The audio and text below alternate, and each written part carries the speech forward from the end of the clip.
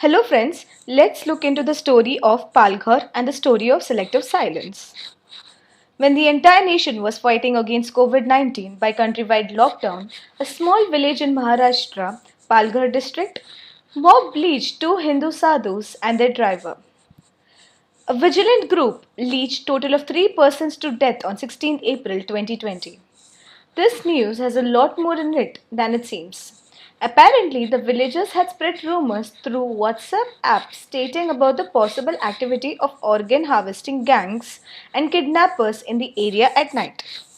The villagers mistook those sadhus as thieves and lynched them to death. This heartbreaking, inhumane act of those villagers was unknown to the general public until 19th of April 2020 when the video went viral on social networking sites. Moving on to the facts of the case. A sadhu, 70-year-old, and Sushil Giri Maharaj, 35-year-old, along with their 30-year-old driver, were travelling to attend the funeral in Surat. Around 10 p.m., as they were passing through Palghar district, 140 km north of Bombay, a forest department sentry stopped their car at a local checkpoint. While they were talking to the sentry, the vigilant group accosted and attacked them with sticks. It was reported that victims were being mistaken for being child thieves and organ harvesters. According to the reports published on 17th April, the police had tried to control the mob, but they were beaten when they tried to intervene. 4 policemen and a senior police officer received injuries in the incident. After looking at all the facts, there are few questions which are very vague. The questions to be answered: why was the police not able to protect the sadhus? Why was the news not reported sooner but only after it got viral over social sites? Can India still be called a modern democratic republic after incidents of mob lynching happening around in a sophisticated way? Why was the mob not able to protect the sadhus? The mob constituted an unlawful assembly under Section 141 of the Indian Penal Code 1860, and the police was authorized to use the force to disperse that assembly with Section 129 of the CRPC 1973. In a video which circulated in social sites, it was very evident that the police officer threw the old sadhu towards the mob. Did no police officer have had a rifle or a gun to control the crowd? Is there no fear of police in the eyes of the common public? The very diligent task of police officers is to save the people and make them feel protected. Cases of these natures makes us realize that law needs to be stricter, and the need of the hour is to redefine the roles and duties of police officers for maintaining law and order. Why was the news not reported sooner but only after it got viral over social sites? Why did the news had no coverage from media?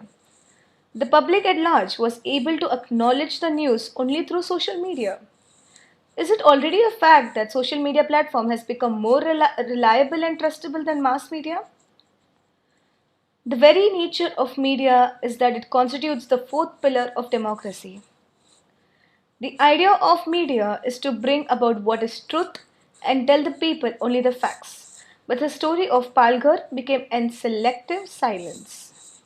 The mortifying, inhumane mob lynching and the death of innocent was not reported and was in dark and silence by media. The case was known after several tweets and views of general public and flooding of videos in social sites. Even after that, no media except the regional platform reported the news nor questioned the government of such happening and to take notice and the action for the same. This is a complete state of selective silence of media over the case of lynching. Not reporting some news may provide momentary comfort or political comfort, but it will hurt the social fabric in the long run. Can India still be called a modern democratic republic after incidents of mob lynching happening around in a sophisticated way? The freedom of press represents collective will of the people. It flows from Article 19 of the Constitution. It is very disturbing to see that these cases have become individual right rather than public right to know the information and happenings. It is necessary to uphold the democratic values in the country and maintain law and order in the society. I conclude my presentation by saying that mob violence is an obnoxious slur on our legal system. Law is the mightiest sovereign in a civilized society. The Sadhus were brutally killed, being no offenders.